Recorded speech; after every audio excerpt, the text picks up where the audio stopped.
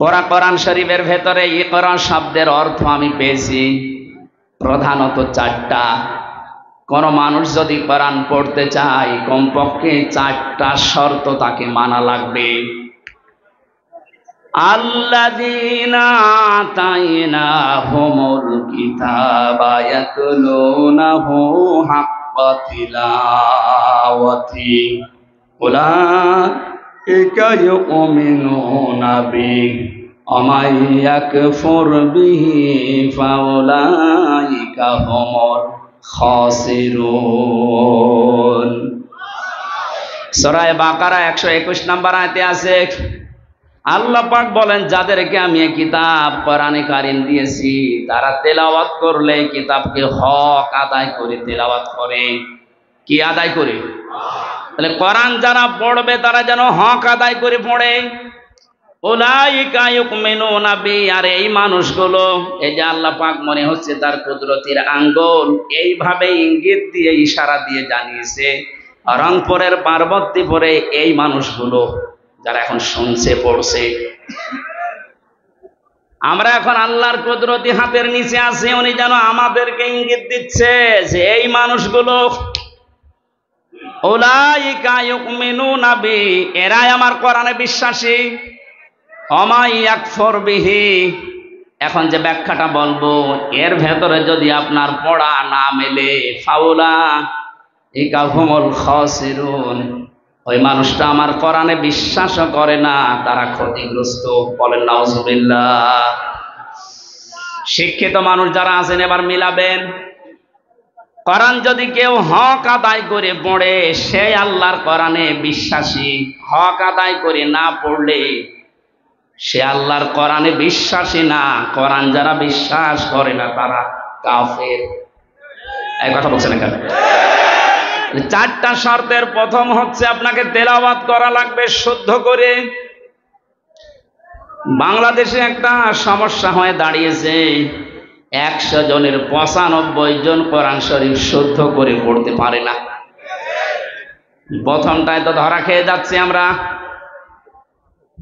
এজন্য শিক্ষা ব্যবস্থা যেখানে যেটা আছে, সে মাদ্রাসার নাম হোক, স্কুলের নাম হোক, মডেল নাম হোক, কিন্ডারগার্টেন হোক, যাই হোক, এখানে 100 মার্কের কোরআনে কারীম আমরা বাধ্যতামূলক চাই। আমরা কোরআনে কারীম হক আদায় করে পড়তে হলে এটা শুদ্ধ করে পড়ার নিয়ম করতে হবে। শিক্ষা ব্যবস্থায় 15.5 বছরে এমন ভাবে ধ্বংস করে দিয়েছে, আমি একটা একটা করে পয়েন্ট আকারে বলতে গেলে আপনি এখনই উঠে দাঁড়িয়ে পড়বেন। এই জন্য আমরা যেখানে যে প্রতিষ্ঠান গড়ে তুলছি, আজকের এই যে নোরানি ক্যাডেট হাফেজিয়া মাদ্রাসা, এখানে আমি জানি শুদ্ধ করে পড়ানো হয়। আরাতিলিল কুরআনা তারতিলা, আল্লাহ পাক বলেন কোরআন পড়তে হলে স্পষ্টভাবে সহি শুদ্ধভাবে তারতিলের সাথে থেমে থেমে পড়ো। এই নির্দেশ কার? তাহলে আমরা প্রথম বুঝলাম 1 নম্বরে যদি কেউ কোরআন পড়তে চায় হক আদায় করে, তাকে শুদ্ধ করে পড়া লাগবে। দ্বিতীয় নম্বরে শুধু শুদ্ধ করে পড়লেই হবে না, এটা আপনাকে বুঝতে হবে। ফেরাউন তার রাজত্বে নিজেকে খোদা দাবি করার জন্য যে পয়েন্টগুলো সামনে এনেছিল, সেটার দ্বিতীয় পয়েন্ট ছিল এই আসমানি কিতাব জনগণকে বুঝতে দেওয়া যাবে না। আমার মনে হয় হাজার হাজার বছর পর অনেকেই হামানের মতো মন্ত্রীর পরামর্শে, উপদেষ্টাদের পরামর্শে, লেডি ফিরাউন দুনিয়ায় যারা এসেছিল তারাও আল্লাহর আসমানি কিতাব কোরআনে কারীমকে বোঝার পথ বন্ধ করে দিচ্ছিল মানে দিয়েছে। কোরআন বোঝার মতো কোনো ইনস্টিটিউট দেশে খোলা হয় না, কোরআন গবেষণা করার মতো কোনো প্রতিষ্ঠান দেশে বানানো হয় না। লালনের জীবনী গবেষণা করার জন্য একাডেমি বানিয়েছে। লালন গবেষণাগার বানানো হয় এদেশে, লালন একাডেমি তৈরি করা হয়, অথচ কোরআনের একটা শব্দ নিয়ে আপনি চিন্তা ভাবনা করে নতুন কোন তথ্য বের করবেন সেরকম কোন প্রতিষ্ঠান এদেশে নেই। দুঃখজনক হলেও সত্য, আমরা 96% মুসলমান। কত ভাগ? 96%। 96% আমাদের দরকার নেই। গত পরশু দিনের আন্তর্জাতিক একটা রিপোর্ট পেয়েছি, এদেশে এখন 100 জনের 14 জন মানুষ যারা বিদায় নিয়েছে, জালেম স্বৈরাচারী, এদের পক্ষে এখনো পর্যন্ত সাফাই গাচ্ছে। 100 জনের জবান খোলেন নাকি? 100 জনের 28 জন এখনো পর্যন্ত যে কোনো কায়দায় থালা হাতে নেওয়ার চেষ্টায় আছে। সে যেভাবেই হোক, থালা দেন। থালা নিয়ে কি করবেন? আগস্ট মাসের 5 তারিখের পর থেকে আজকের এই সেপ্টেম্বরের 21 পর্যন্ত আমরা একটা জরিপ দেখতে পাচ্ছি, যারা এখনই খাবো খাবো বলছে তারা কিন্তু তাদের চরিত্রের বহিঃপ্রকাশ এই 1 মাস 15 দিনে ঘটিয়ে ফেলেছে। আনন্দের সংবাদে জরিপের শেষে লেখা আছে, এই দেশে 100 জনের 58 জন মানুষ এখন চাচ্ছে আল্লাহর আইন দেশে কায়েম হোক। ভাই কথা বোঝার চেষ্টা করে, ভাই তাকবীর পরে দিন। যে মানুষগুলো চাচ্ছে দেশে 100 ভাগের 58 জন মানুষ আল্লাহর জমিনে আল্লাহর দিন কায়েম হয়ে যাক, তাহলে সে যার অধিকার ফিরে পাবে। তাদের মুখ দিয়েই শোনেন, তারা বলছে ভাই ওনাদেরকে একটু সময় দেন না কেন? কেবল মাত্র 1515 বছরের, একদিন 2 দিন না, 15.5 বছরে সব উলট পালট করে রেখে গেছে। যারা দায়িত্ব নিয়েছে তাদের প্রতিদিনের বক্তব্য এটা যে হাত দেব কোথায়, যেখানে হাত দেয় সেখানে দুর্নীতি। একটা দেশ কত বড় দুর্নীতিগ্রস্ত হলে কেন্দ্রীয় মসজিদের ইমাম পর্যন্ত পালিয়ে যায়। এ চোরাই আবার কালকে এসেছিল, পিটানি খেয়ে বিদায় নিয়েছে। মসজিদের ইমাম পালিয়ে গেছে, ও যদি আবার ফিরে আসলে এই রকম অবস্থা হয়, তুমি চট করে ঢুকে পড়বা আর তোমার কিছুই হবে না। আসো, কথা বলেন না কেন?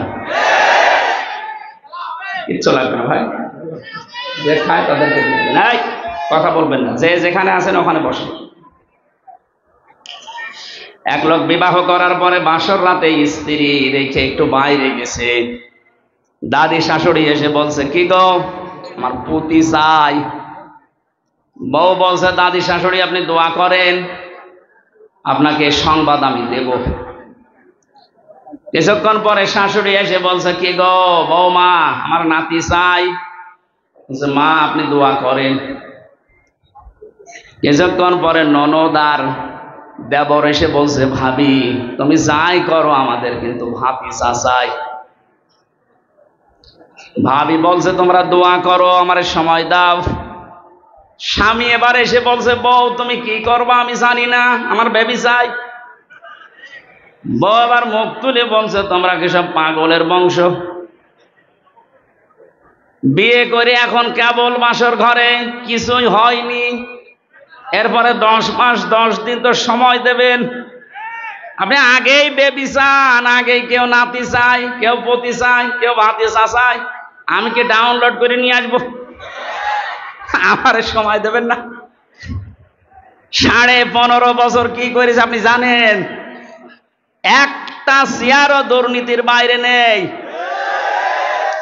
যেইটারে মনে করতাম না এটা আল্লাহওয়ালা মানুষ দরবেশ, ওইটা আরো বড় খারাপ,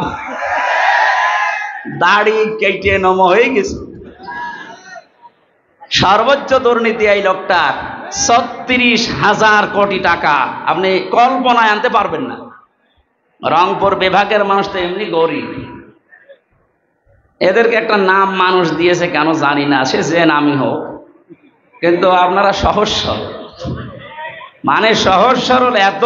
আজকে গাড়ি নিয়ে আসার সময় হরেন দিচ্ছি, ও তাকিয়ে দেখস একটু সরে যাবে তো, মানে এত সহজ সরল হলে পারা যায়।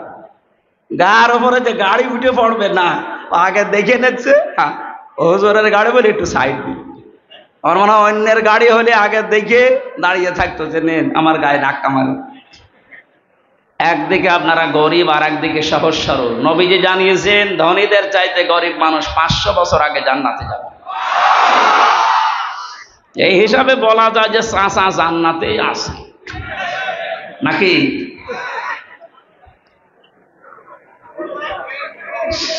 আমার ভাইরা যারা দায়িত্ব পেয়েছে সংস্কারের জন্য, যখন ছাত্ররা আপনাদের হাতে দিয়েছে খুব তাড়াতাড়ি করেন, এদেশের কোন চেয়ার যেন বাকি না থাকে, সবগুলো সংস্কার করেন। কারণ এই জালেমদের দোসর এইগুলো। 1628টা চেয়ার ছিল বাংলাদেশে, মেন চেয়ার, এই চেয়ার না, ওইগুলো, ওই চেয়ার গুলো দিয়ে এ দেশ পরিচালিত হইতো। আর ডিরেকশন আর তো দাদার কাছ থেকে। সুতরাং আমরা চাই এদেশের এই 1628টা চেয়ারের একটা চেয়ারেও যেন কোনো জালেম না থাকে, জালেমের দোসররা না থাকে, সবগুলো সংস্কার করে নতুন মানুষ এনে বসান। হ্যাঁ, কথা বলেন না কেন? এটা করার জন্য আপনাকে সময় কিছুদিন দেওয়া লাগবে না, 10 মাস 10 দিন, নাই তো কি ফিলাক্সিলট করে নিয়ে আসবে। এখনই খালি বারবার যে দেন থালা, থালা দেন, থালা নিয়ে করবেন কি? এ অবস্থায় যদি আবার ছেড়ে দেয় তাহলে এই 15 বছরের মতো দিনের ভোট রাতি হয়ে যাবে। এজন্য সংস্কার যখন চলছে, আমরা আহ্বান জানাই যারা দায়িত্বে আছেন, আপনারা একটা সম্মানজনক সময় নিয়ে তাড়াতাড়ি সংস্কার করে একটা জালেমের দোসরকেও আমরা আর দেখতে চাই না। আল্লামা মামুনুল হক কয়েকদিন আগে ঘোষণা দিয়েছেন, এই দেশে যেই মানুষগুলো জুলুম করেছে 1628টা, এর বাকি যারা জেলায়, উপজেলায়, থানায়, ইউনিয়নে যারা জালেম বলে চিহ্নিত, এদের ছবি মোড়ে মোড়ে টাঙিয়ে দেন, যেন জালেমরা কিয়ামতের আগে দেশে আসতে না পারে। এই দাবি আপনারা করেন না? কিয়ামতের আগে দেশে আর জালেমরা আসতে পারবে না, সব ছবি টাঙিয়ে দেন। আসুক, শর্ট করে ঢুকবে, আমরাও শর্ট করে ধরবো, শর্ট করে আর একেবারে আয়না ঘরে লাগিয়ে। আমি 10 দিন ছিলাম মাত্র, এই আমার জীবন অতিষ্ঠ হয়ে গিয়েছিল।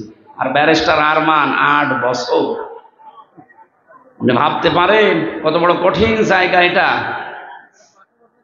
মুফতি ফখরুল ইসলাম আমার সাথে ছিল জেলখানায়। উনি বলছিল আমারে যখন আয়না ঘরে নিয়ে যায়, মাটির নিচে এই পায়ের ভেতর দিয়ে হাত উপর দিয়ে দিয়ে সামনে যে রডের বেড়া দেওয়া আছে, এই রডের সাথে দিয়ে হাত তালা লাগিয়ে দিত।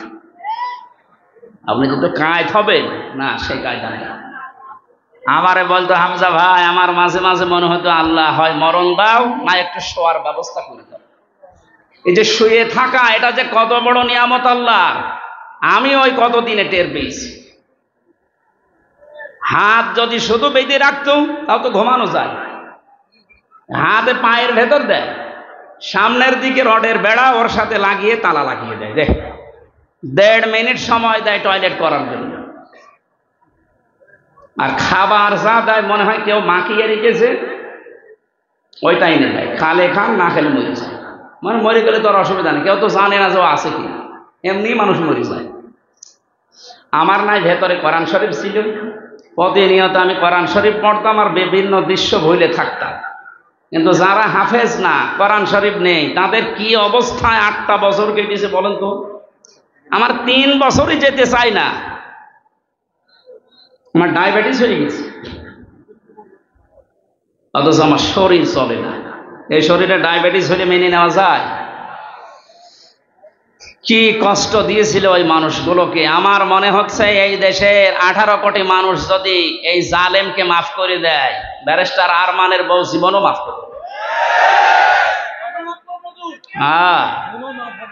আপনারা করে দেন আপনাদের বউ মা, আমাদের বউ, আমার বউ তো মাফ করবে না। কারণ 3 বছর আপনি তার থেকে কি অবস্থায় রাখলেন। আমার জেলে দিলে কোনো সমস্যা না, জেলে দিলে 7 দিন পর পর দেখা করা যায়, কথা বলা যায় মোবাইলে। আর আমার একেবারে বিচ্ছিন্ন, সরকারি মোবাইল তো কল্পনাই করা যায় না। দায়িত্বে যেগুলো দিত সবগুলো হিন্দু, সুভাষ দাস, সুব্রত বালা, দেবদাস, দেবদুলা, এ নাম শুনলেই মনে হচ্ছে যে এ কিছু না কিছু করবে। এসে 24 ঘন্টা পায়ের কাছে হাতের কাছে বসে থাকবে। আমি তো কারোর সাথে কথা বলবো না। সবচাইতে বেশি ঝামেলায় লেগেছিল আমারে আর মাওলানা মামুনুল হক। আপনি কেন করলেন এটা? এমনিতে জেলে দিতেন, আটকিয়ে রাখতেন, রাখেন। কয়েকদিন আগে আমার মামলা সব খারিজ হয়ে গেছে। মানে আগস্টের 5 তারিখের পরে যেই মামলা তুলেছে সব খারিজ করে দিয়েছে বিচারপতি। বলছে কি দেখে মামলার বিচার করবো, এর ভেতরে কোনো মাল নেই, যা। আমি বলতে গেলাম যে বিচারপতি, এ 3 বছর তো আপনার কাছেই ছিল, তখন তো বলেননি যে কোনো মাল নেই, এখন বলছেন কোনো মাল নেই, কি দেখে বিচার করবো? মনি এইটাই বলতো যে হুজুর আমার হাত বাঁধা ছিল। কি ছিল? এখন আমার হাত খোলা আছে, এখন আর তো কেউ বাধা দেওয়ার মতো নেই। এখন সত্যটা আমি সত্য বলে জানিয়ে দিলাম যে আপনি নির্দোষ, কোনো দোষ আপনার আমি পাইনি। আমার মনে হয় এদেশে 1628টা চেয়ার যে আছে, শুধু একটা চেয়ারের হাত খোলা ছিল, আর বাকি 1627টা চেয়ারের হাত বাঁধা ছিল। যারা লাফাতো এই কাকু থেকে শুরু করে হাসাও মাহমুদ থেকে, প্রত্যেকটা খালি আন্দাজে চাপা পিটা, ওদের কথায় বার্তায় কোনো মিল নেই। ওই একজনের শুধু হাত খোলা, উনি যা বলবে ওদের বলে আজকে এখন দিনে রাত 11টা 10 বাজে, ও যদি বলতো দিনের 11টা 10, এ জালেমের দোসরগুলো বলতো ঠিক আছে। এইরকম অবস্থায় পৌঁছিয়েছিল দেশটা। সেখান থেকে অন্তত আস্তে আস্তে যখন হাত খোলা আরম্ভ হয়েছে, আমরা চাই এদেশে কিয়ামতের আগে যেন আর কারো হাত বাঁধা না হয়। যে যেখানে আছে সব হাত খোলা থাকবে আবু সাইদের মতো। কথা বলেন ঠিক কিনা?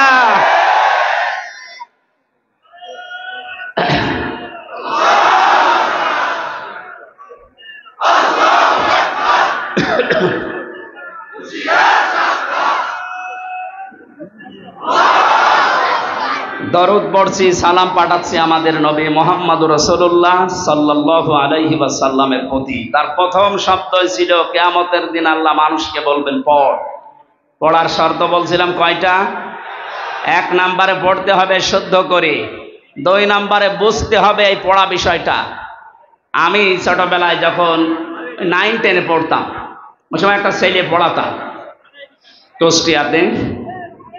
একটা ছেলে আমার কাছে পড়ে, আমাদের ছোট নদী চলে বাঁকে বাঁকে। আমি বললাম এটা মুখস্থ করে আমারে শোনা বাঁকাই। আমার বলছে হুজুর এই যে আমাদের ময়াকার দয়কার র একটা শব্দ লিখতে 4টা অক্ষর কেন লাগে এটা আপনি বলেন, তারপরে আমি ছোট নদী পড়বো। আমি জানি না একটা শব্দ লিখতে, বাক্য লিখতে যে 4টা অক্ষর লাগে, আমি তো জানি না। চিন্তা করলাম আল্লাহ, এর বয়স কয় বছর, এখনো দুধ ছাড়েনি, আর এ একটা শব্দ পড়বে, সামনের শব্দে যাবে না যতক্ষণ আগেরটা না বুঝবে। অথচ 96% মুসলমান এই দেশে আল্লাহর কালাম পড়ে যাচ্ছে আন্দাজে, কিচ্ছু জানে না। আহ্বান জানাচ্ছে এই ছেলেটার মতো মন তৈরি করেন, যেটাই পড়বেন আগে বুঝবেন যে আল্লাহ এবং তার রাসূল কি জানাতে চায়, এরপরে শব্দ যাবে। কথা বুঝতেছেন? 3 নম্বরে শুধু পড়লে বুঝলেই হবে না, যতটুকু জ্ঞান আপনি পেয়েছেন এই জ্ঞানটা মানুষের কাছে নিজের জীবনের ভেতরে বাস্তবায়নের চেষ্টা চালাতে হবে। 4 নাম্বার শর্ত হচ্ছে শুধু নিজে মানলে হবে না, এটা মানুষের কাছে পৌঁছিয়ে দেওয়ার নিয়ত করা লাগবে। এই হাদিসের ব্যাখ্যায় আর একটা হাদিস পেয়েছি, এদিকে তাকান। আন আবি হুরায়রা রাদিয়াল্লাহু তাআলা আনহু قال قال النبي সাল্লাল্লাহু আলাইহি ওয়াসাল্লাম, নবীজি বলেন বাল্লিগু আন্নি ওয়ালাউ আয়া, তোমরা যদি একটা বাক্য জেনে থাকো ওটা মানুষের কাছে পৌঁছিয়ে দাও। বাল্লিগ দেননি নবীজি, বাল্লিগু বহু বচন। আলেম যারা আছেন তাদেরকে বলছি, কোরআনে কারিমে আল্লাহ বাল্লিগু দেয়নি, দিয়েছেন বাল্লিগ। ইয়া আইয়ুহার রাসূল বাল্লিগ মা উনজিলা ইলাইকা মির রাব্বিক, হে রাসূল আপনি তাবলীগ করেন, প্রচার করেন, ছড়িয়ে দেন, ছিটিয়ে দেন, জানিয়ে দেন, মানুষের ভেতরে প্রচার করেন যেটা আপনার রব আপনাকে দিয়েছে, তার নাম কোরআন শরীফ। তার নাম কি? আরো জোরে বলেন। কিন্তু এ কোরআন প্রচার করতে গিয়ে আপনার মনের ভেতরে যেন দুইটা জিনিস কখনো না আসে। কিতাবুন উনজিলা ইলাইকা ফালা ইয়াকুন ফি সাদরিকা হারাজুম মিনহু লিতুনদিরা বিহি ওয়া যিকরা লিল মুমিনিন। বলেন আল্লাহু আকবার।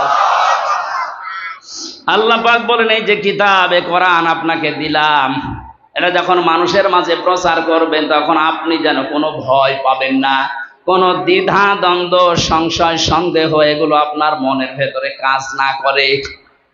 হারাজনের ব্যাখ্যায় মুফাসসিরিন ইকরাম লিখেছেন দুইটা বিষয়। এক নম্বরে, কোরআন প্রচার করতে গিয়ে কখনো এই ভয় পাবেন না যে মানুষ হয়তো না বুঝে অনেকেই মন খারাপ করতে পারে। এরকম মানুষ দেশে নেই? আছে। আল্লাহ যেটা জানাতে চাই আমিও ওইটা বলতে চাই। তো অনেক মানুষ আছে কোরআনের বক্তব্য না বোঝার কারণে আন্দাজে মন খারাপ করে থাকে ও মনে করে আমারে বলতেছে। দ্বিতীয় নম্বরে, কোরআনে কারিমে আল্লাহ যেগুলো দিয়েছেন ইবাদত হিসাবে, আবহমান কাল থেকে অনেকে এমন এমন ইবাদত আবিষ্কার করে করে যাচ্ছে যেগুলো আসলে কোরআনে নেই, ইসলামে নেই। হে নবী, আপনি যখন কোরআনের তাফসীর করবেন তখন ওইগুলো তো টিকবে না। ওই মানুষগুলো তখন আপনার প্রতি মন খারাপ করবে, খারাপ ধারণা করবে। আজকে বাংলাদেশে যেমন মাজারওয়ালারা করছে, মাজারের কোন অস্তিত্ব কোরআন হাদিসে আছে? হ্যাঁ আছে। আপনি মাজারকে সংরক্ষণ করে রাখেন, কোনো ইহানত যেন না হয়, অপমান না হয়, গরু ছাগল যেন নষ্ট না করে। তাই বলে সেখানে সেজদা দেওয়া লাগবে, গাঁজা খাওয়া লাগবে, নারী পুরুষ জেনা করা লাগবে? কোথায় পেয়েছেন? আমরা তো এই মাজারের বিরুদ্ধে, যেখানে গাঁজা খাওয়া হয়, যেখানে নারী পুরুষের অবাধ মেলামেশা হয়। কথা বলেন না কেন? এরকম মাজার দেশে নেই। আপনি আমার সাথে চলেন, আমি দেখাবো চট্টগ্রামে অধিকাংশ গুলোতে গাঁজার ফ্যাক্টরি আর নারী পুরুষের অবাধ জেনা। যেগুলো আবাসিক হোস্টেল গুলোতে হয়ে থাকে ওইগুলো মাজারে হচ্ছে প্রকাশ্যে। তাও হক্কানি আলেমরা কোনদিন এটা দেখার পরে জানার পরে সহ্য করতে পারে? এতদিন পর্যন্ত জালেমরা ওদেরকে পাত্তা দিত, জালেমরা ব্যবসা করে খেত, এই কারণে কিছু বলতো না। জালেম যেহেতু নেই এখন, আলেমরা এই জন্য এত বেশি সতর্ক করছে যে মাজারের অস্তিত্ব যেন না থাকে, ঘুরিয়ে দিন। আর আলেমরা দেখে এসেছে যে হাজী সাহেব প্রধান অতিথি, সভাপতি, সভাসী হযরতে ওসমানের কবর আমি দেখেছি, খালি একটা পাথর দেওয়া আছে, বোঝা যাচ্ছে না। আর বাংলাদেশে গরু ছাগল মরে গেলেও কবর 3 তলা হয়।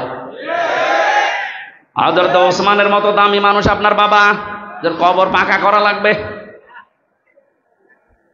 ওসমান রাদিয়াল্লাহু তাআলা আনহুর কবর যদি মাত্র একটা পাথর দেওয়া থাকে তাও বোঝা যাচ্ছে না আপনার বাবা কি হয়ে পড়েছে। না, তাহলে বাল্লেগর আমি ব্যাখ্যা করছিলাম যে বাল্লেগ না দিয়ে আল্লাহর নবী বাল্লেগও দিয়েছেন। এটা শুধু আমির হামজার কাজ না, যে যতটুকু জানবে ওইটাই তার প্রচার করা লাগবে, এটা ফরজ মনে করি। বাংলাদেশে দায়িত্ব যদি যিনি ছিলেন পালিয়েছে তিনি সহ যে যেখানে আমরা আছি মুসলমান যারা দাবি করি, প্রত্যেকে নবীর এই কথাকে যদি ফরজ মনে করে পালন করতে পারতাম, এই 15.5 বছরে কোনো কোরআনের মাহফিল বন্ধ হতো না। কারণ সবাই আমি প্রচার করি, যে যতটুকু জানি বাধা দেবে কে? বাধা দেবে তারও তো প্রচার করা ফরজ। কথা বলে না কেন? আমরা এই হাদিস না বোঝার কারণে আজ বহু বাধার সম্মুখীন হয়েছিলাম। এখন এটা যেহেতু মানুষ জানছে যে আমি যদি জানি কুল হুয়াল্লাহু আহাদ, এইটাও প্রচার করা নামাজের মতো ফরজ। তাহলে কোরআন পড়তে হবে। এই করার ব্যাখ্যা বললাম 4টা: শুদ্ধ করে পড়া, নিজে বোঝা, নিজে ওর উপরে কাজ করা, আর এটা মানুষের কাছে পৌঁছিয়ে দেওয়া। আল্লাহ এই 4টা শর্ত যারা মানে তাদেরকেই বলেন উলাইকা ইউমিনুনা বি, এরাই কোরআনে বিশ্বাসী। আর এই 4টা যারা মানে না, শুদ্ধ করে হয়তো পড়ায় কিন্তু বোঝে না, বুঝলেও হয়তো ওটা জীবনে মানে না, মানলেও এটা যে প্রচার করা লাগবে এই কাজে সে নেই, এটাকে সে ফিতনা মনে করে না। প্রচার করতে গেলে না জানি আবার কে কি মনে করে, মন খারাপ করে কিনা, না বুঝে আবার উল্টাপাল্টা ধারণা আসে কিনা, সমস্যা হয় কিনা, এই জন্যই তো অনেকে চুপ থাকে। কথা বলেন। আমার রিমান্ডে 10 দিনে একই প্রশ্ন করেছিল যে অত বেশি বলার দরকার কি, আপনি চুপ থাকতে পারেন না, তাহলে তার এই মাটির নিচে আসা লাগে না। তাহলে ওরাও শান্ত, যেটা প্রচার করা, ও যা বলে বানিয়ে তো বলে না, সঠিক কথাই বলে, কিন্তু ওর মুখ বন্ধ করা লাগবে।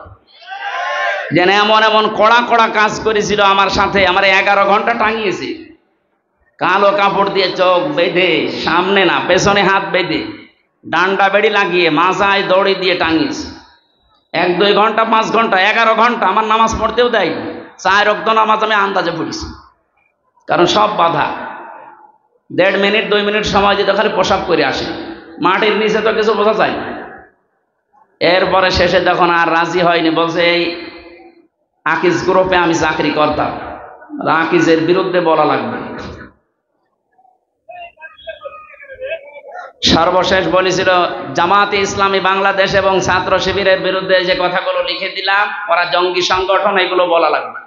যদি না বলেন আপনার বউ তুলে নিয়ে আনবো। বলেন কোথায় ওদের চরিত্র পৌঁছেছিল। যেগুলো অফিসার ছিল আমার মনে হয় সবগুলো বাইরের দেশ থেকে ট্রেনিং দেওয়া।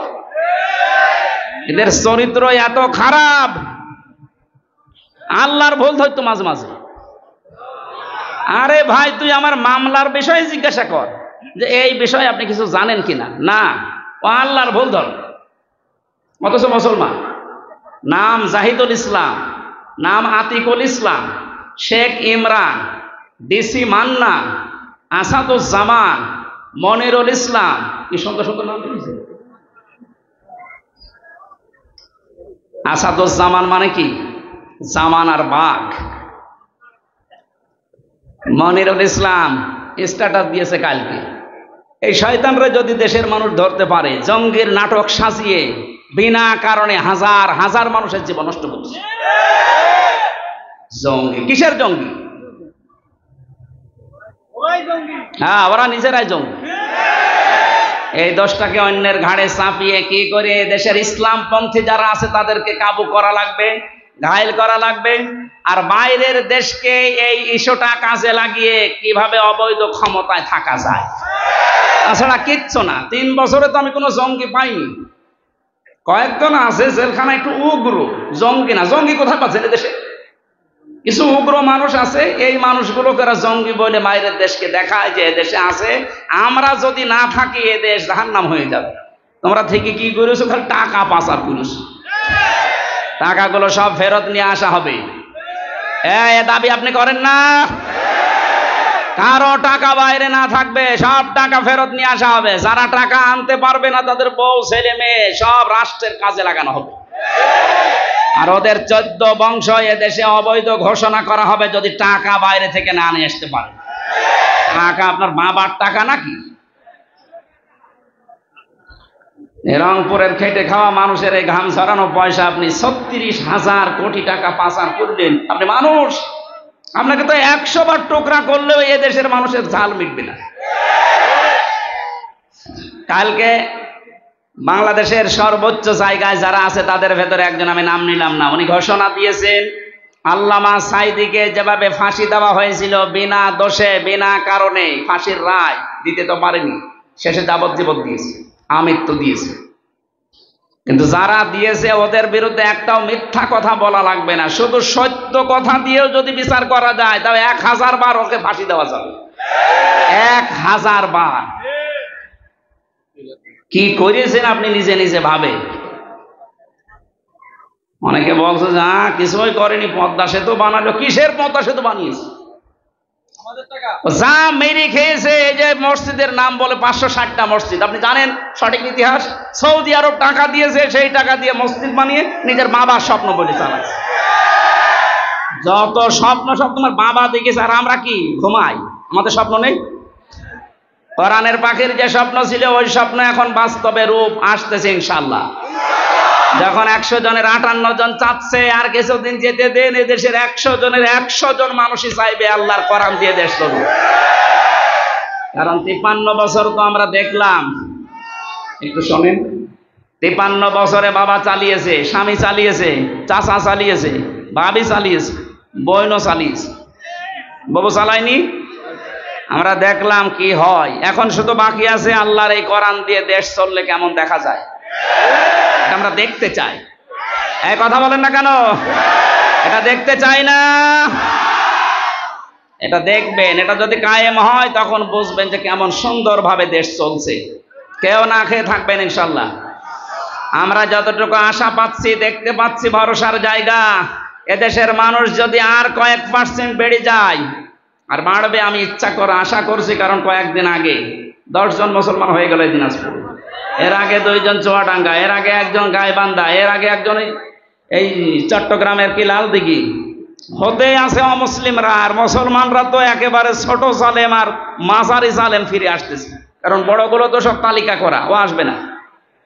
আমার কুষ্টিয়ার যে 2 জন ছিল তালিকা, কোথায় যে পালিয়েছে, ওর বাড়ির ইট পর্যন্ত মানুষ খুলে নিয়ে চলে গেছে, পায়খানার প্যানও খুলে নিয়ে গেছে। আমার মাঝে মাঝে মনে হয় আবু জেহেলের বাড়ি যদি পায়খানা হতে পারে, কারণ ও ওখানে বসে বসে সলা পরামর্শ করত নবীর বিরুদ্ধে, ইসলামের বিরুদ্ধে। কথা বলে না কেন? এই জন্য আল্লাহ ওই জায়গাটাকে অভিশপ্ত করে দিয়েছে। ওই জায়গাটাও এখন ইন্টারন্যাশনাল পায়খানা। আমি হজে যখন উপর দিয়ে ঘুরছিলাম, আমার পেটে ব্যথা করছে, হঠাৎ ওই জায়গায় গেলাম, যে দাঁড়িয়ে আছি, এক পুলিশকে বলছি, হে ভাই, আমার তো পেটে ব্যথা করছে, এতক্ষণ তো ভালোই ছিলাম।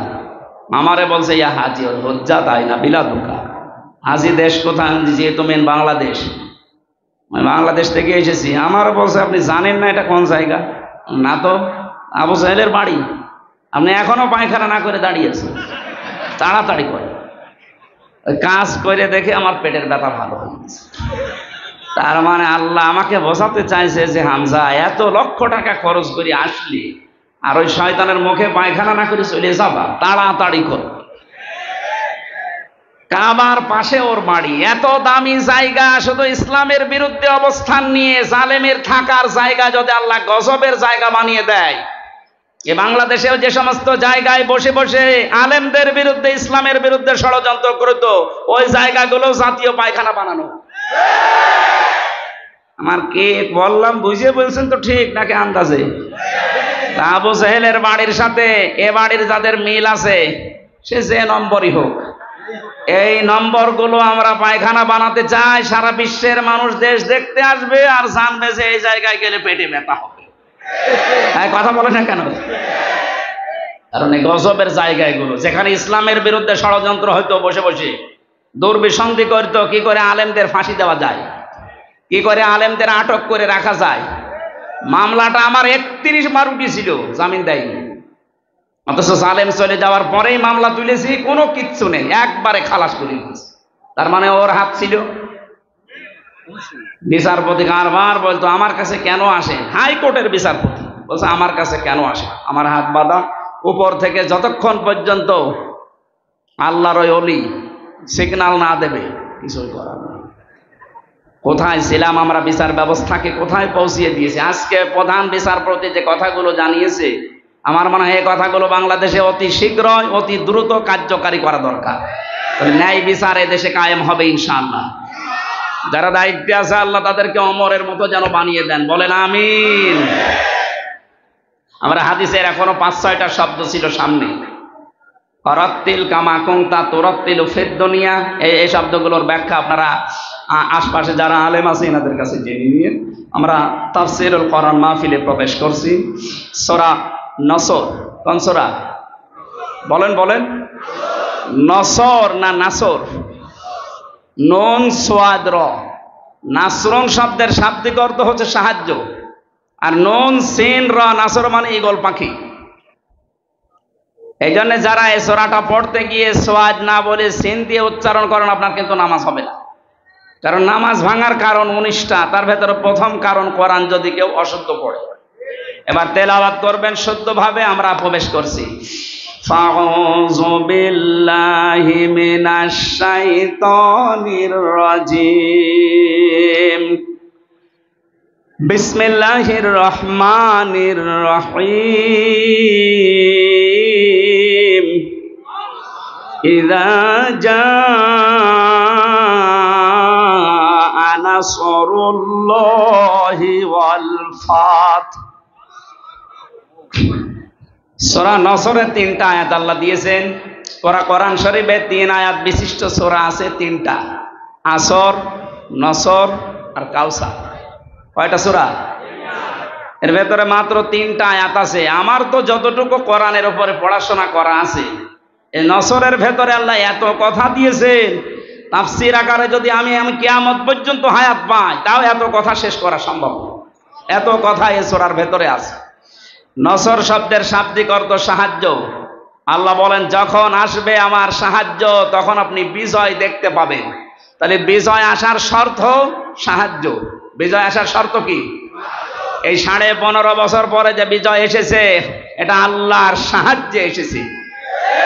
মাধ্যম বৈষম্য বিরোধী ছাত্র আন্দোলনে যারা জীবন দিল এরা মাধ্যম, আর যারা 2700 এখনো হাসপাতালের বেডে কাতরাচ্ছে। আমরা এদেশের দায়িত্বে এখন যারা আছেন তাদেরকে আহ্বান জানাচ্ছি, বাংলাদেশে এখনো যারা হাসপাতালে কাতরায়, বিশেষ করে স্বাধীনতায় এই যুদ্ধে যারা আহত হয়েছে প্রত্যেককেই যেন পুনর্বাসন করা হয় তা সঠিকভাবে এবং স্থায়ীভাবে। কথা বলেন ঠিক কিনা? এরা জীবন্ত শহীদ, কারো চোখ নেই, কারো পা নেই। আমি কুষ্টিয়া হাসপাতালে এই 6 তারিখে গিয়েছিলাম দেখার জন্য। 5 তারিখে স্বাধীন হয়েছে, 6 তারিখে সকালে গিয়ে দেখি একজনের অন্ডকোষ উড়ে গেছে, একজনের চোখ উড়ে গেছে। আমার যতটুকু সমর্থ ছিল আমার বাবার, আমি নিজের পক্ষ থেকে বাড়িগুলো ওই শহীদদের বাড়িকে সাহায্য করে এসেছি। রাষ্ট্রকে আহ্বান জানাচ্ছে আপনারা এগিয়ে আসেন। এই দরবেশের টাকা এবং এই জালেমাদের টাকা পয়সা সবগুলো বাজেয়াপ্ত করে এদের পেছনে খরচ করে। আমার ভাইরা, এজন্য যে বিজয় আমরা পেয়েছি এটা আল্লাহর সাহায্যে, তাছাড়া সম্ভব ছিল না।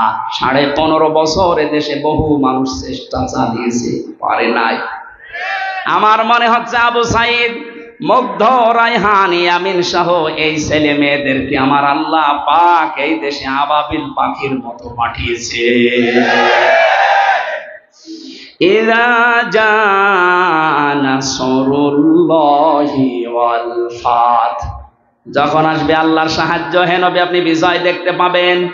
আর বিজয় যখন আসবে যে 7টা জিনিস পর পর দেখা যাবে, তার 1 নম্বরে অরাইতান নাসা ইয়াদখুলুনা ফি দীনিল্লাহি আফওয়াজা, আপনি দেখতে পাবেন দলে দলে পালে পালে মানুষ ইসলামে প্রবেশ করছে। কোথায়? বলেন বলেন। এই সুযোগটাকে যেন অন্যদিকে না নিয়ে যায়। এই জন্য ফরিদপুর থেকে শুরু করে এই যে পঞ্চগড়ে অনেকে এখন কাজে লেগে পড়েছে বিভিন্ন মিশনারির নাম দিয়ে। সাদা পোশাকে তারা আসতেছে, নারী আর পুরুষ সবার পোশাক সাদা। ওরা এখন খ্রিস্টান ধর্মের নাম না, ঈসাই ধর্মের নাম দিয়ে মানুষদেরকে ওই ধর্মে নিয়ে যেতে চেষ্টা চালাচ্ছে। এটা বিজয়ের বিপক্ষের অবস্থান। বিজয় আসলে আপনি দেখতে পাবেন দলে দলে মানুষ পালে পালে ইসলামে আসবে, খ্রিস্টান ধর্মে আসবে, হিন্দু ধর্মে আসবে, ইহুদি ধর্মে আসবে। এরকম কোন কথা আল্লাহ পাক ঘোষণা দেননি। সুতরাং যারা এগুলো করছে আপনাদের মতলব অন্যদিকে। আমি কথা বোঝাতে পারিনি, নিচে নামা যাচ্ছে না, সমস্যা আছে। সুতরাং এগুলো যারা করছেন আপনারা থামবেন। এ দেশের বিজয় মুসলমানেরা যখন এনে দিয়েছে, আল্লাহ যেটা জানাতে চায় দলে দলে পালে পালো মানুষ ইসলামে আসবে, এইটাই আমরা দেখতে চাই, অন্য কিছু না। সুতরাং ইহুদি, খ্রিস্টান, কাদিয়ানি, অন্যান্য যত নাম নিয়ে মানুষদেরকে ইসলাম থেকে বের করার চেষ্টা চালাচ্ছেন, এদেশের মুসলমানেরা এখনো বুঝে উঠতে পারেনি। যদি বুঝে উঠতে পারে, মাটি তলা পায়ের নিচে কিন্তু মাটি থাকতে দেবে না। কথা বলেন। আমরা আপনাদেরকে আহ্বান জানালাম, আপনারা থামবেন। যারা অন্য ধর্মের প্রচার করছেন, 96% মুসলমানের দেশে ইসলাম থাকবে, অন্য কিছু না। অন্য যারা থাকবে জিজিয়া দিয়ে থাকবে। কথা বলে না। আপনারা যদি বসবাস করতে চান, হ্যাঁ ওয়েলকাম, স্বাগতম জানাচ্ছি, নিরাপত্তা দিয়ে রাখা হবে, কিন্তু নিজেদের ধর্ম ইসলামের উপরে চাপিয়ে দেবেন না। কারণ আল্লাহর সাহায্য যখন আসে তখন বিজয় আসে। এই আয়াত অনুযায়ী আমরা দেখতে পাচ্ছি বিজয় আসের প্রথম কাজ, মানুষ আসবে ইসলামে। কোথায়? আফওয়াজা শব্দের শাব্দিক অর্থ আলেম যারা আছে জিজ্ঞাসা করেন তো। দলে দলে পালে পালে মানুষ ইসলামে আসবে, এর প্রমাণিত এই যে দিনাজপুরের 10 জন মুসলমান হয়ে গেল। আপনি আবার কোত্থেকে কি ঈসাই ধর্ম নিয়ে আসতেছেন? এবার আসেন তো শব্দের দিকে তাকাই। আল্লাহ পাক বলেন, হে নবী আপনি দেখতে পাবেন মানুষগুলো দলে দলে পালে পালে প্রবেশ করছে ফি দীনিল্লাহ, আল্লাহর দিনে। কার দিন? বলেন তো দিন কার? আরো জোরে। আমাদের নাকি দিন? দিন আল্লাহর, আমরা হচ্ছে দিনের খাদেম, কামলা, লেবার, মনীষ, পাট, যাই বলেন, সার্ভেন্ট, ভিত্ত। আমরা কেউ এ দেশে দিনের মালিক না, আমরা সবাই দিনের খাদেম। দিনের খাদেমে কথা বলতে লজ্জা হয়, শরম লাগে, নিজেকে ছোট মনে হয়। আরে বিশ্ব নবী ছিলেন দিনের খাদেম। প্রচার করতে গিয়ে যখন কাফেরেরা পাথর দিয়ে আঘাত করত, ঢেকে ফেলতেন মারতে মারতে, হযরতে জিবরাইল এসে যখন পাথরগুলো সরিয়ে ফেলেন, নবীজি আহত অবস্থায়, ক্ষত বিক্ষত অবস্থায়, কথা বলতে পারেন না, এমন কঠিন অবস্থায় বলতেন, ইয়া আখি জিবরাইল, হে ভাই জিবরাইল, আমার কাজটা সকালবেলা থেকে কি? অন্য কোন কাজ আছে আমার? ফেরেশতা জিবরাইল বলতেন, ইয়া রাসূলুল্লাহ, আল্লাহ পাক আমাকে জানাতে চেয়েছেন, বলতে বলেছেন এই কথা যে সকালবেলা থেকে আপনার কাজ এই দ্বীনের খেদমত করা, কারণ দিন প্রচারের জন্য দিনের খাদেম হিসাবে আল্লাহ আপনাকে পাঠিয়েছে। দিনের মালিক নবীজিও না, দিনের খাদেম ছিলেন তিনি। আমরাও দিনের খাদেম। বাস্তবতা এবার সামনে নিয়ে আসছে। আমরা আজ 53 বছরে দিনের খেদমত করছে এদেশের অনেক মুসলমানেরা, চেষ্টা চালাচ্ছে দিনের খেদমতের যে সমস্ত পর্যায়গুলো আছে, মানুষকে দিনের দিকে নিয়ে আসা, ডাকা, দিনকে আল্লাহর জমিনে কায়েম করা, যে যেভাবে পারছি আমরা চেষ্টা করছি। কিন্তু দেখতে পাচ্ছি আমাদের এই বাধা দেওয়ার জন্য অনেকে উঠে পড়ে লেগেছে। আজকের মাহফিলের সভাপতি বাবুল সাহেব, উনি যদি বলে আমাদের 10 জনকে যে আপনাদের আমরা কামলা নিলাম, আপনি এই 2 বিঘা জমি ধান লাগিয়ে দেন, আমরা 10 জন মিলে ধান লাগাচ্ছি, বিকাল 5টা পর্যন্ত আমাদের ডিউটি, উনি বিকাল 5টায় এসে আমাদের বেতন দিয়ে দেবেন। বিকাল 5টা বাজতে আর মাত্র 10 মিনিট বাকি আছে। 10-12 জন মস্তান মোটর সাইকেল নিয়ে, অস্ত্র নিয়ে এসে বলছে ধান লাগানো যাবে না, যা লাগিয়েছেন সব আমরা তুলে ফেলবো।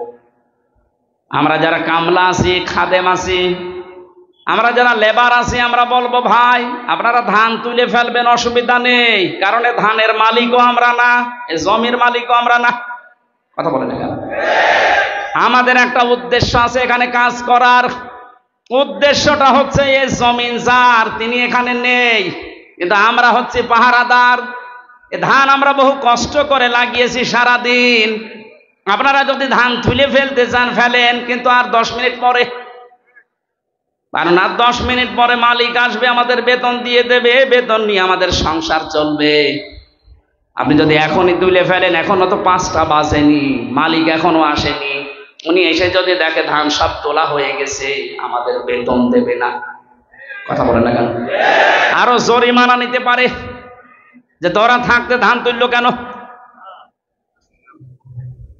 আমারও প্রশ্ন হচ্ছে, মালিক যখন আসবে তার আগে 5টা পর্যন্ত পাহারা দেওয়ার দায়িত্ব এই লেবারদের, এই খাদেমদের। এই কথা বলেন। আমরা যেহেতু জমিনের কামলা, এ জমিনের মালিক না, এই জমিনে আল্লাহর দিন কায়েম করতে হবে। বিকাল 5টা মানে জীবনের শেষ দিন, জীবনের শেষ দিন পর্যন্ত যে থাকা লাগবে মাঠে ময়দানে, এ ঘোষণা আমি বানালাম। সূরা হিজর 14 নম্বর পারার 99 নম্বর আয়াত এটা।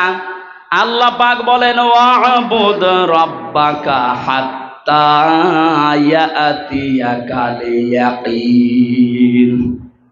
হে নবী, আপনার রবের ইবাদত করবেন, রবের জমিনে আপনি ইবাদত করবেন, কামলা দেবেন। কতদিন পর্যন্ত? যতদিন আপনার মরণ না আসে। তার মানে জমিনে দিন কায়েম করার জন্য চেষ্টা চালাতে হবে জীবনের শেষ দিন, বিকাল 5টা মরণ পর্যন্ত। এর ভেতরে যদি কেউ বাধা দিতে আসেন, ওই ধান তুলে ফেললে যেমন মাস্তানদের সাথে হাতাহাতি হওয়া, কথা কাটাকাটি হওয়া, মারামারি হওয়া, খুন খারাপি হওয়া সম্ভাবনা নেই? বলেন বলেন বলেন। সুতরাং এই জমিনেও আমরা বিকাল 5টা পর্যন্ত কাজ করব। এর ভেতরে যদি কেউ বাধা দিতে আসেন, হাতাহাতি হবে, কথা কাটাকাটি হবে, মারামারি হবে, প্রয়োজন হলে মেরেও ফেলতে পারে। কারণ আমাদের বেতন দরকার। আমাদের বেতনের নাম জান্নাত। দেবে কয়টায়? 5টায়। বলেন বলেন।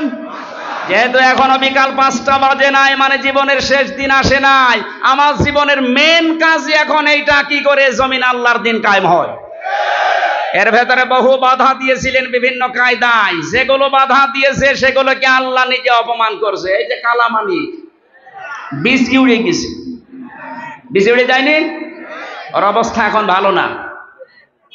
দয়া পরবশ হয়ে অনেক বিচারপতি এখন বলছে ওরে ছেড়ে দিলে ভালো হয়। কিসের ছেড়ে দেওয়া? ও মরে যাক, ওর কোনো ছাড় নেই। শুধু না, যত জালেম ধরা পড়েছে ওরা যেন কিয়ামতের আগে আর ছাড়া না পায়।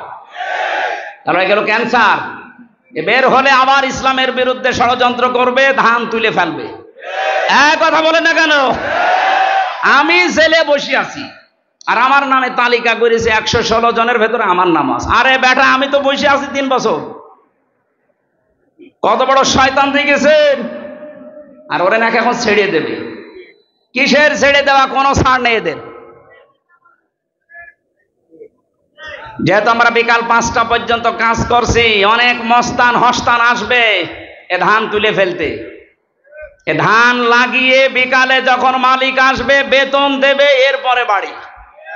এর আগে জমিন ছাড়া যাবে। কারা কারা টিকে থাকবেন বিকাল 5টা পর্যন্ত দেখি? লিল্লাহে তাকবীর। দিন ইসলাম, দিন ইসলাম, আল কোরআনের আলো, দুনিয়ার মুসলিম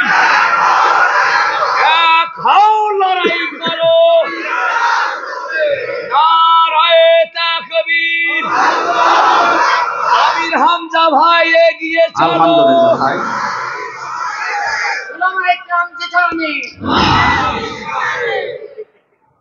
হ্যাঁ, আমাদের একজন উপদেষ্টা গতকালকে জানিয়েছেন এদেশকে সংস্কারের জন্য ওলামায়ে কেরামের ভূমিকা রাখতে হবে এবং রাখার সুযোগ দিতে হবে। সুতরাং ওনার কথায় আমি সাপোর্ট দিচ্ছি। এদেশে আলেমরা যেন ভালো ভালো জায়গায় যায়। ধর্ম উপদেষ্টা উনি ঘোষণা দিয়েছে এদেশের আলেম এবং মাদ্রাসায় যারা পড়ে, শুধুমাত্র মাদ্রাসা আর মসজিদ নিয়ে থাকলে হবে না, স্বপ্ন দেখতে হবে কিভাবে রাষ্ট্র চালানো যায়। কোনো মহিলার দরকার নেই। আমরা চাই এই সমস্ত জায়গাতে যেন পুরুষ মানুষের, এবং যে পুরুষ আল্লাহ রসুলকে বিশ্বাস করে দুনিয়া চলে, তাদেরকে এই জায়গায় আমরা চাই। কথা বলেন। তাই বলে ফরিদ উদ্দিন মাসুদের মতো মানুষ না, রুহুল আমিনের মতো মানুষ না। এগুলো আলেম নামে ক্যান্সার। ইসলামের সবচাইতে বড় ক্ষতি করেছে 15.5 বছরে এই জালেমগুলো।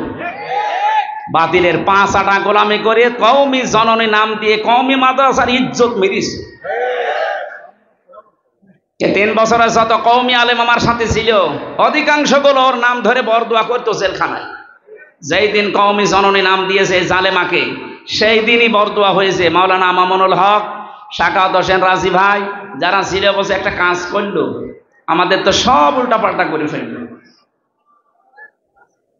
কত বড় জার মানুষ। জালেম হলে একজন আলেম নৌকা মার্কা নিয়ে দাঁড়ায়, বলেন তো? হ্যাঁ, আর সে আবার জোর করে নামাজ পড়াতে আসে, ওর পেছনে নামাজ হয়? যে লোকটা নৌকা মার্কা নিয়ে ভোটে দাঁড়াতে পারে, ওর পেছনে নামাজ হয় কি করে? আমার মনে হয় নৌকা মার্কা না নিয়েও যদি কুকুর মার্কা নিত, তাও অন্তত একটা পদে থাকতো। কি মার্কা নিয়েছে বলেন তো, একটা মার্কা হইল ইয়াজিদ। এই নামটা যেমন গালি হয়ে গেছে, আমার মনে হয় এদেশে অনেকের নাম এখন সামনে কালের আবর্তনে গালি হয়ে যাবে। আপনি যদি হিন্দুকেও বলেন ভাই 5,000 টাকা দেবো ছেলের নাম ইয়াজিদ রাখেন, বলে এটা নাম হইলো, ওটা গালি। কাউকে যদি বলে ইয়াজিদের বাচ্চা, ওই এমনি রেখে যাবে।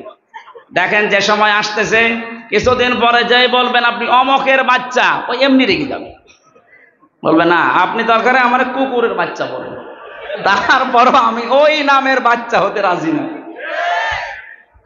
মানুষ হয়তো না বুঝেও বলতে পারে, কেউ কেউ যদি শোনে বলেন যে কুকুরের বাচ্চা, ওর মাথা গরম হয়ে যাবে। ওরে যদি বলেন বাঘের বাচ্চা, বাঘও তো জানোয়ার, কুকুরও জানোয়ার, ওকে টের পাচ্ছে। সুতরাং কালের আবর্তনে আমরা দেখতে পাচ্ছি আপনাদের নামও থাকবে না। 15.5 বছরে যেমন পরিচয় দিতে আমাদের ভয় পেতাম, এই যে অবস্থা 1 মাস 15 দিনে হয়েছে, এখন এদেশে আমার সারা দেশ ঘোরা শেষ, একটা জেলাও আমার বাকি নেই। যা দেখতেছি এদেশের 1 ইঞ্চি জায়গায় দাঁড়িয়ে কেউ কথা বলার সাহস এখন নেই যে আমি এই করি, বলতে পারবে, পিটিয়ে মেরে ফেলবে। আমার বংশের 100 জনের 98 জন ছিল ওই আগস্টের 5 তারিখের পরে বিকাল বেলা আমারে বলছে, বাবাজি আমরা সব জামাতে ইসলামী হয়ে গেছি। হ্যাঁ, জামাতে ইসলাম এতদিন কি করলে? আমি 3টা বছর জেলে পড়ে আছি, কোনোদিন খোঁজও নেননি। আরো আমার বাবার কাছে সে টিটকারে দিত, তো ভালোই হয়েছে। এখন ঠেলা টের পান আপনি যে হঠাৎ করেই ঘুরে গেলেন। ছোটখাটো এবং মাঝারি ধরনের জালেম যারা সব ফিরে আসতেছে, কারণ এরা জানে যে এদেশে কিয়ামতের আগে অন্তত আর দাঁড় করানো আমাদের সম্ভব না, বুঝে ফেলেছে। এই জন্যই বলছি মোড়ে মোড়ে ছবি টাঙিয়ে দেন, ফেসবুকে দিয়ে দেন যে এগুলো যেন দেশে আসতে না পারে, এলাকায় ঢুকতে না পারে। নূহ আলাইহিস সালামের ওই দোয়াই করছিল, তাদার আলাল আরদি মিনাল কাফিরিনা দাজ্জারা, এদের আন্ডা বাচ্চা পর্যন্ত জমিনে থাকতে না পারে, কারণ ওর পেট থেকে যেটা আসবে ওটা ডবল হারামি হবে। সম্মানিত মুসল্লি কিরাম, আমরা আল্লাহর জমিনে আল্লাহর দ্বীনের খাদেম, আমরা কেউ মালিক না। আমরা চেষ্টা করে যাচ্ছি, যদি কায়েম হতে পারে ভালো, না হলেও আমাদের অসুবিধা নেই, আমাদের বেতন আছে। কথা বলেন না কেন? এখন যিনি বাবলু সাহেব, উনি যদি বলেন এই মাস্তানরা যা করবা করো, আমি কিছু বলবো না, যদি সামনাসামনি কিছু না বলে বুঝতে হবে ওনার গোপনে কোনো দুর্বিসন্ধি আছে। কারণ এখন হয়তো কিছু বলছে না, কিন্তু সেই দিন ধরবে, মস্তানদের বাপ বলার সময় দেবে না। আল্লাহ আগস্টের 5 তারিখে যেমন দেয়নি, দুপুরের খাবার খেয়ে যাবে সে সময়ও দেয়নি। খালি 5 মিনিট চেয়েছিল যে একটু লিখে যায়, বলে কিসের লিখা আসতেছে, আপনি তাড়াতাড়ি ওঠেন, তাড়াতাড়ি ওঠেন বলে যে কাজ করেছিল ওই সময়ের ভেতরে বলছে না আমি পদত্যাগ করিনি। তো এগুলোর এই ভিডিও কি ফেরেশতারা বানিয়েছে?